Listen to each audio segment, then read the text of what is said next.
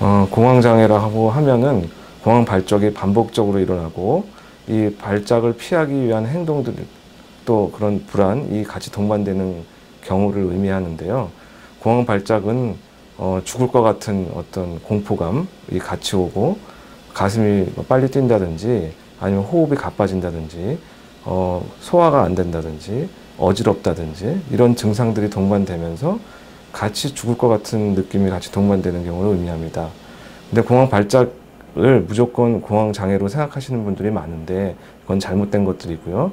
이 공황 발작이 반복적으로 일어나고 또 이게 너무 무서우니까 이를 피하려고 하는 불안 같은 것들이 많이 동반되어서 일상생활에 지장을 오게 되는 경우를 공황 장애라고 합니다. 근데 이 공황 장애는 그래서 요새 많이 알려져 있기 때문에 이 공황 장애 자체를 이제 가볍게 생각하는 경우가 많은데요.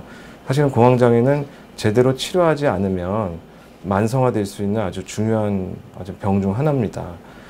대개는 그냥 기다리시는 분들도 많고 가까운 병원을 잘 가지도 않는 경우도 많이 있으신데 사실은 이제 그렇게 되는 경우에 만성화돼서 우울증이나 조울병으로 발전하는 경우가 많이 있습니다. 이 경우에 같은 경우는 단순 그냥 그 우울증이나 조울병으로 가면 똑같이 치료하는 되는 게 아니고 나중에는 더 나빠져서 우리 약물 중독이라든지 또 문제가 같이 생겨서 아주 심한 정신과적 질병으로 발전하는 경우가 있기 때문에 조기부터 열심히 치료하는 게 중요하다고 할 수 있겠습니다. 네, 정신과 약 그러면 되게 편견이 많습니다. 의존되지 않을까, 뭐 중독돼서 나 잘못되지 않을까, 뭐 이런 생각들이 많은데요. 실제로 정신과 약이라고 다 그런 것은 아닙니다. 특히 공황장애에 쓰이는 약은 항우울제와 항불안제를 같이 쓰는 경우가 많은데요. 항우울제 같은 경우는 의존성도 없고 장기 복용해도 크게 문제되지 않는 경우가 많습니다. 초기에 부작용이 생긴다면 뭐 생길 수 있는데 그것도 의사 선생님이 경험 있는 의사 선생님들이 약을 쓰게 되면 초기에 아주 작은 용량부터 시작하기 때문에 부드럽게 약이 올라가는 경우가 많습니다. 그리고 항불안제는 인지행동 치료라는 걸 같이 하게 되면 사실 약의 용량을 많이 줄일 수 있고 또 끊게 되는 경우도 많이 있기 때문에 거기에는 좀 어려움이 별로 없이 부작용도 별로 없이 이렇게 약을 쓸 수 있게 됩니다. 그래서 처음에 갖고 있는 그 정신과 약에 대한 편견은 다른 병들에 비해서 공황장애는 크게 문제된다고 볼 수는 없겠습니다. 네, 공황장애도 알고 보면은 이제 뇌 질환입니다. 여기 그림 보이시는 이 그림의 공황장애 환자들의 뇌를 분석한 건데요. 보면은 이 전두엽 부분에 있어서 약간 연결성이 떨어져 있는 부분들이 보입니다.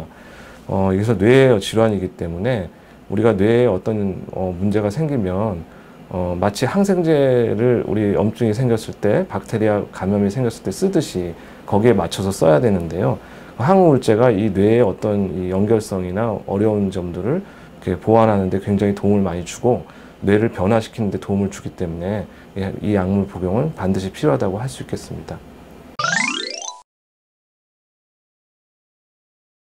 반드시 그렇다고 얘기할 수는 없습니다. 그러니까 정상이라고 해서 대부분 이제 괜찮은가 보다 이렇게 생각하고 그럼 공황장애 쪽인가 뭐 이렇게 생각하기 쉬운데 실제로 이런 환자분들을 분석을 해보면 나중에 이렇게 정밀한 어떤 검사를 하게 되면 우리 이 부정맥 같은 게 따로 있을 수도 있고요. 심장질환에 뭐 다른 게 좀 있을 수도 있습니다. 그리고 또 천식으로 또 이렇게 진단되는 경우도 있고요. 그래서 좀 자세히 보면 또 공황장애인 경우도 있고요. 그러니까 여러 가지 가능성이 있는 겁니다.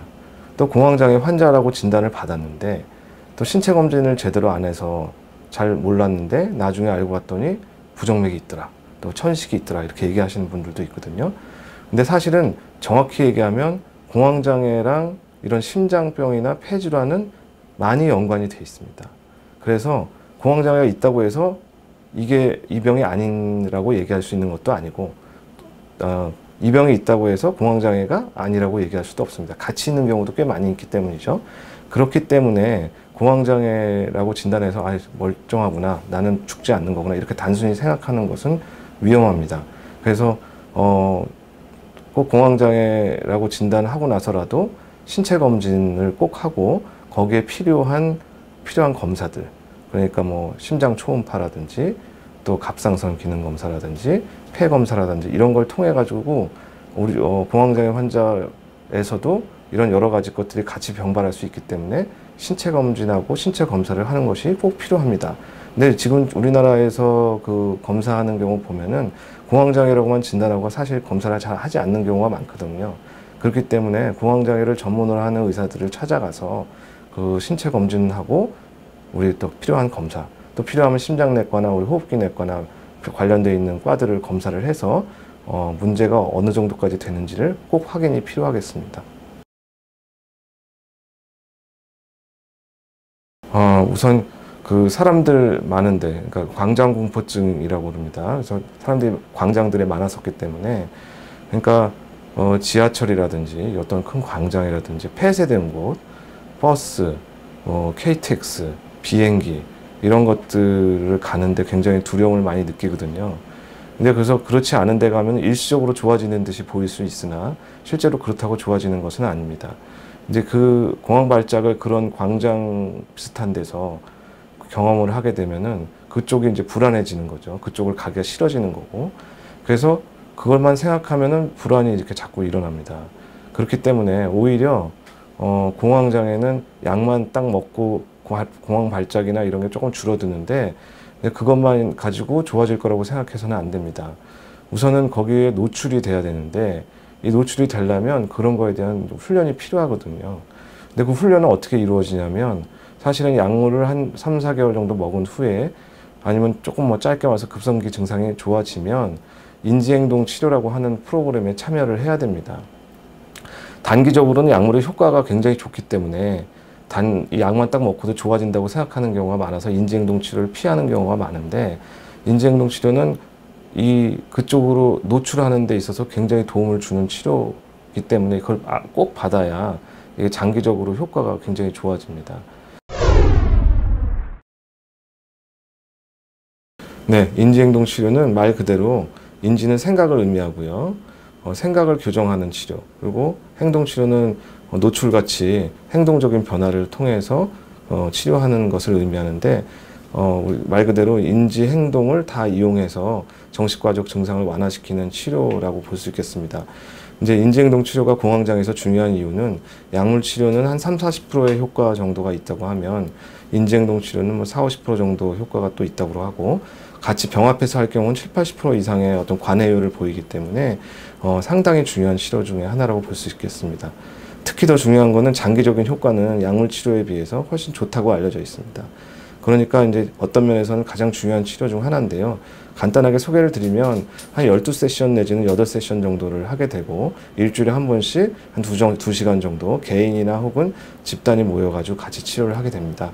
그래서 교육을 받게 되고 그 다음에 생각을 교정받게 되고 행동의 변화를 통해서 공황장애 증상을 완화시킵니다. 그럼 일상생활에서 그 인지나 행동이 변화하게 되면 장기적으로 그 공황장애의 어떤 증상들을 빨리 완화시킬 수 있기 때문에 아주 중요한 치료라고 할 수 있겠습니다. 그래서 인지행동 치료를 하는 기관이 꽤 있습니다. 이제 그 기관을 찾아가셔서 약물 치료뿐만 아니라 인지행동 치료를 같이 병합하게 해서 치료하는 것이 공황장애의 완치율을 높일 수 있다고 생각이 됩니다.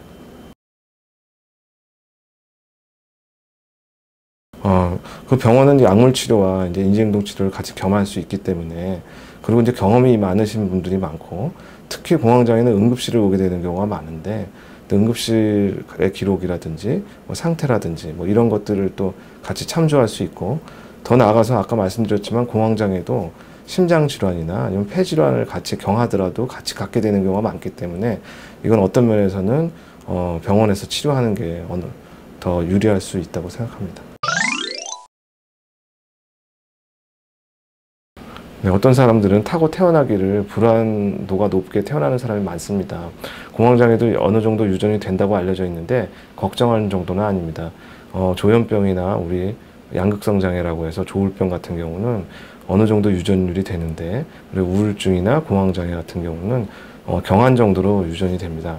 생물학적으로 이런 이유 때문에 좀 약하게 태어나신 분들이 있으면 이 불안에 대해서 취약하게 되고 조금 보통 그냥 살짝 불안한 정도를 지나서 굉장히 놀라게 되는 경우도 많이 생기죠.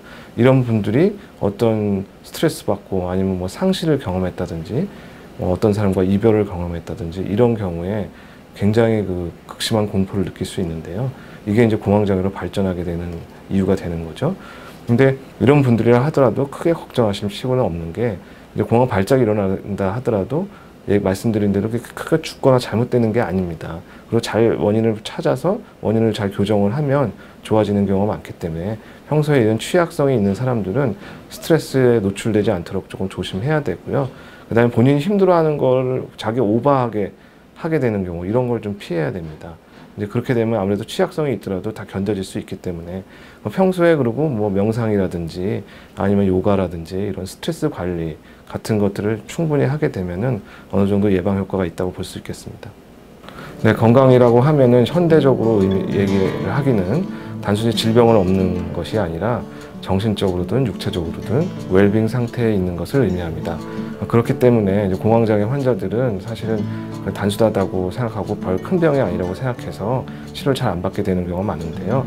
이런 의미에서 열심히 조기부터 치료를 받아서 장기적으로 환자분들께서 건강하게 될 수 있도록 이렇게 노력을 초기부터 하는 것이 중요하다고 할 수 있겠습니다.